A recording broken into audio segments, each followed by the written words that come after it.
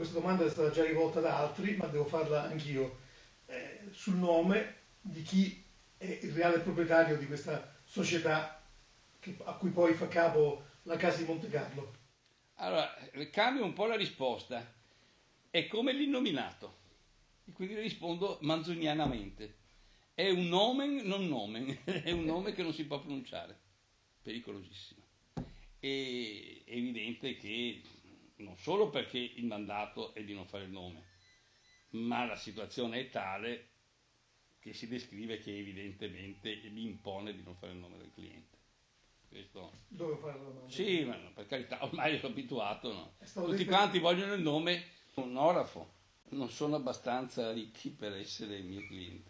Non ho detto che gli orafi non sono abbastanza ricchi per essere i miei clienti, ho detto non c'è nessun orafo sufficientemente ricco per essere il mio cliente.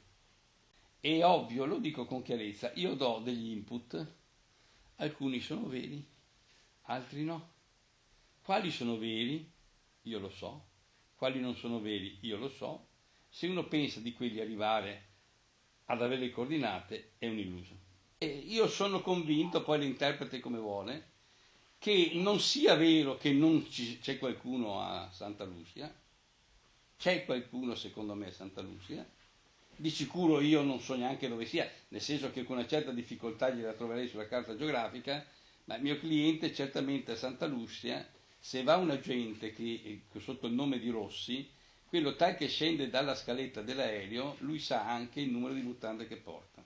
Per cui se mandano gli agenti segreti pensando di poter fregare questi qua, si vede che i senati un po' così, insomma. Hanno su Santa Lucia e su altre zone, eccetera, che vivono chiaramente dei loro soldi, hanno un controllo, eccetera, sai, lì poi con una sbrancare stracaganasse, come si dice in dialetto, controlli due famiglie, tre famiglie, capito? Questi che di stracaganasse ne hanno in quantità industriale, controllano, no. Se io avessi voluto tenere il governo a bagnomaria 3 giorni, io giovedì mattina uscivo con la notizia. E si sarebbe vissuto fino al videomessaggio di sabato tutti quanti cosa succede. E poi ho detto il nome, non lo so, se mi autorizza lo faccio. Lei avrebbe visto l'Italia in ebollizione.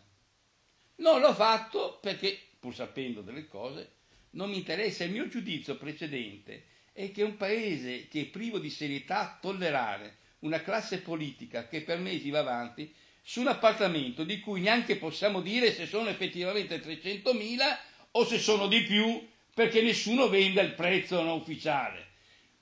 Non possiamo dire di no, possiamo avere anche il pensiero che in realtà AN abbia incassato più soldi. Certo, quello che posso dire conoscendo che il suo segretario amministrativo era di una onestà nei confronti del partito che conoscevo adamantina. Detto questo, perché esco sabato? Se io dico il mio cliente sfida il governo di Santa Lucia a dimostrare che non è suo, non ho detto sfido no, il governo italiano, sfido. È evidente che il mio comunicato stampa, che era brevissimo peraltro, è diretto a una sfida al governo di Santa Lucia. Perché il mio cliente e i suoi amici evidentemente hanno deciso di dar loro una lezione. Mi pare, no, io non sono informato di vicende, però mi pare che nel giro di un paio di giorni queste persone abbiano già messo con le chiappe al vento il governo di Santa Lucia, perché c'è una situazione che mi pare che l'ex leader, che peraltro è il leader dell'opposizione, ha chiesto l'incriminazione del ministro di Grazia e Giustizia, quindi siamo in una situazione eccetera. Ministro che io non la lettera, no, io mi fido di quello che mi dice il mio dominus, cioè che l'inglese lo conosce meglio dell'italiano, visto che nelle sue operazioni finanziarie è tutto inglese. E lì se non conosci tutto, anche le virgole, vai nei guai. Mi dice che in quella lettera è una barzelletta quello che scrive il ministro inglese, cioè soltanto i giornalisti italiani possono perdere tempo ad andare a intervistare questo. Perché lui scrive che gli risulta, forse in una seduta spiritica, vista la zona, facendo il danza voodoo, gli risulta che la, attento, disponibilità è il termine in inglese, è sia proprietario che affittuario, è del signor Tulliani. Allora, l'unica da Monte Carlo. Ora pensiamo, questa specie di schizzo colombiano, nel senso di Colombo, volgarmente detto anche schito, che è la Repubblica, no, di Santa Lucia. Noi siamo a Vicenza, come forse Tiene potrebbe offendersi come dimensione. Perché il Presidente del Consiglio dei Ministri di Schio farebbe ridere il mondo. Vabbè. Ora, questo, no, il quale viene a sapere dalle indagini che svolge, pensiamoci, il Principato di Monaco, no, il principe, no, che si mette lì sull'attenti di fronte a questo danzatore di voodoo e gli dice quello che sa. E cosa sta il principe? Che c'è un contratto d'affitto. Ci sono i 2 firmatari del contratto d'affitto, che non è con la società del mio cliente, che è successiva rispetto alla... Io di quella prima non so se era sua, se non era sua, di chi era, non ho parlato. Il problema nasce su quella tua, sulla seconda.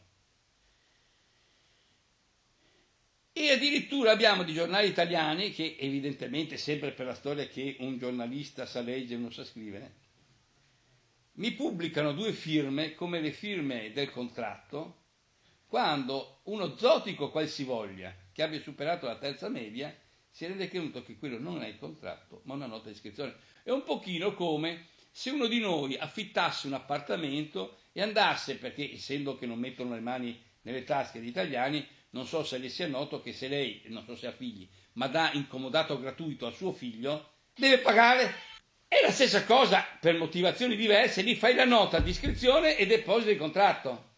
Quindi, sostanzialmente, se va lei, va anche per me, può anche fare le firme per tutti. Non ha importanza quello, è le firme del contratto che contano.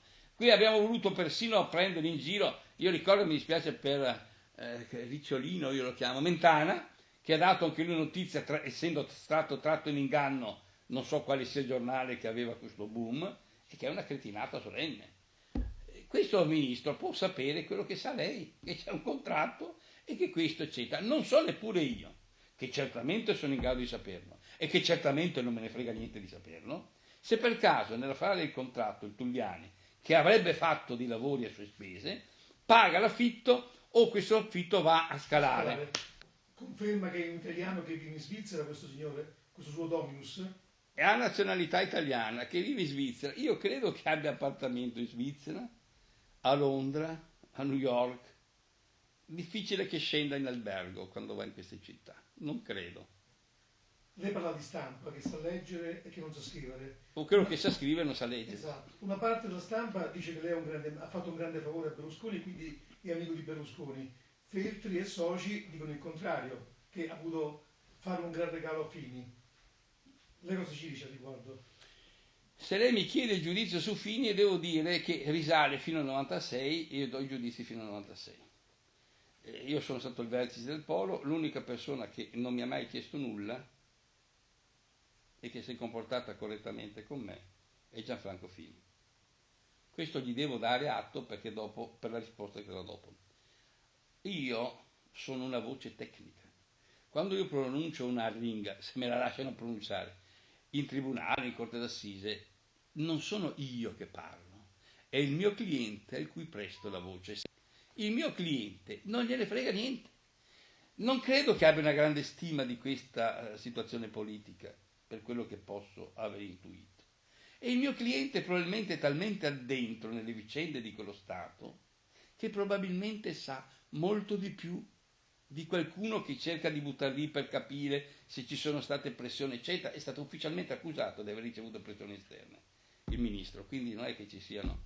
E quindi probabilmente sono più favori. E il favore lo vuol fare se stesso e i suoi amici, non gli interessa niente. Ribadisco, se avesse voluto il mio cliente far saltare il tappo, avrebbe fatto 3 giorni prima. Si immagini che 3 giorni sarebbero stati per il governo. Non gliene frega. Era la dichiarazione di quel personaggio che quella lettera effettivamente autentica è sua e lui che afferma quelle cose e fa un nome che invece di Tulliani avesse fatto il nome suo, Coviello, sarebbe stata esattamente la stessa cosa. Il fatto di fare un nome è una lesione intollerabile per questa gente. si può non stimarla, pensare che siano evasori, si può pensare tanto questo è il paese degli evasori perché sanzioniamo che possono evadere e poi gli diamo anche il premio. Quindi non è che possiamo criticarli, poi non devo criticare io il mio cliente.